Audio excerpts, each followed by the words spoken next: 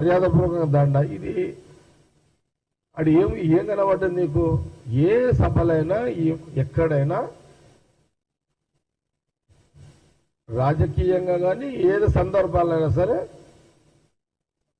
దండలేయడం కానీ సన్మానించడం కానీ శాల్వాలు కప్పడం ఒక సాంప్రదాయం అది.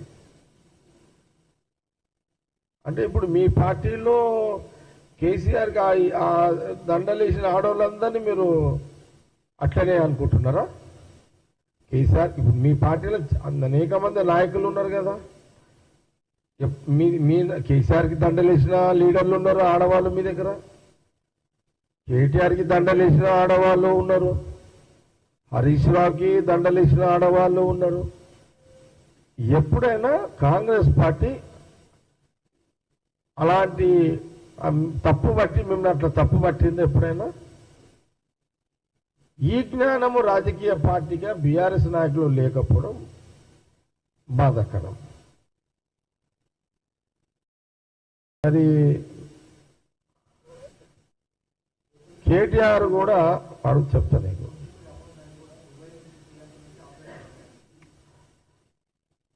అదే అంటే బీఆర్ఎస్ వాళ్ళది దుబాయ్ నుంచి social media, BRS social media Dubai నుంచి యాక్టివిటీ చేస్తున్నారు అనేది, అంతే కదా? కావచ్చు కావచ్చు. నేనేమంటున్నంటే అనవసరంగా కొండ సురేఖ గారిని అట్లా ఆపాదించడం యావత్ తెలంగాణ సమాజం ఎవరైనా సరే దాన్ని ఖండించరు, వ్యతిరేకిస్తారు. దాన్ని ఎవరు కూడా కేటీఆర్ గారిని బీఆర్ఎస్ సమర్థించరు. మీరు అనవసరంగా గెలికించుకున్నారు, ఇక అనవసరంగా అది తెచ్చి పెట్టుకున్నారు. సపోజ్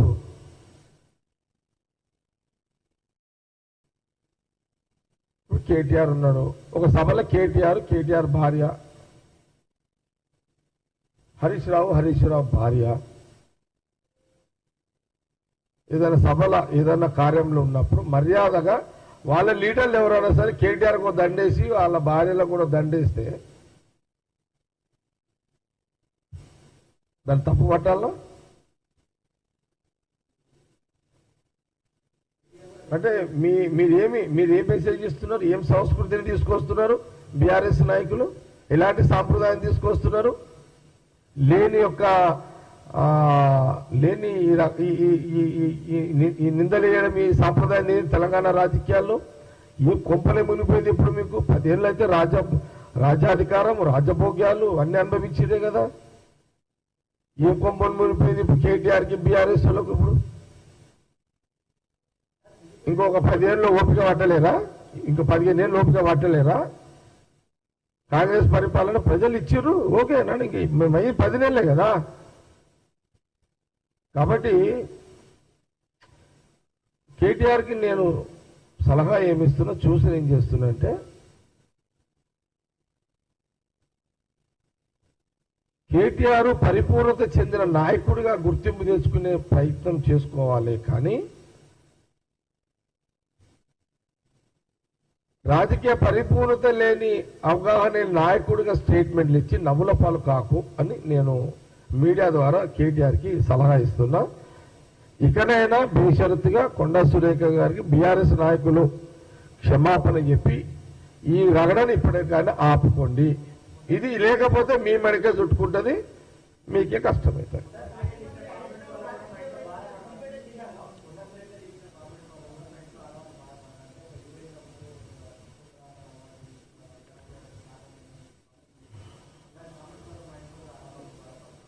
ఎవరన్నారు? సరే, కొండా సురేఖ మినిస్టర్ గారు కొన్ని విషయాలు కేటీఆర్ మీద ప్రెస్లో మాట్లాడింది. నేను కేటీఆర్ చెప్తున్నంటే తప్పు మీరు చేశారు, ఆమె డిస్టర్బ్ చేశారు, ఆమె కొండా సురేఖని అవమానించారు, అవకాశం మీరు ఇచ్చారు. గమ్మున ఇంట్లో కూర్చున్నామని తెచ్చి తలపించుకుంటున్నారు మీరు. మేమేం చేస్తాం దానికి? ఆమె కొండ సురేఖ ఆమె తేడా వచ్చి బీఆర్ఎస్ అంతా అంతలేదు కదా. ఆమె గమ్మున ఆమె మినిస్టర్ పని ఆమె చేసుకుంటుంటే ఆమెను అనవసరంగా మీరు రెచ్చగొట్టి తలపించుకుంటున్నారు. తప్పు కేటీఆర్ది.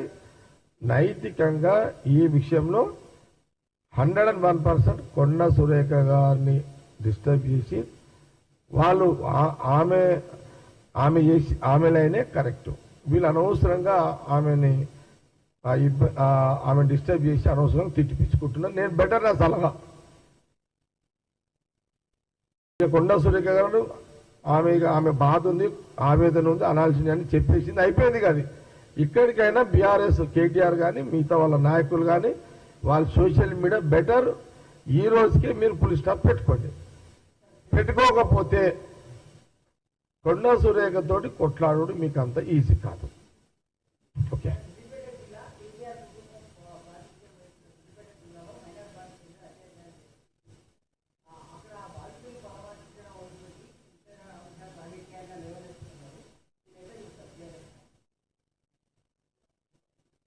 మేము ఎట్లా చూస్తామన్నా?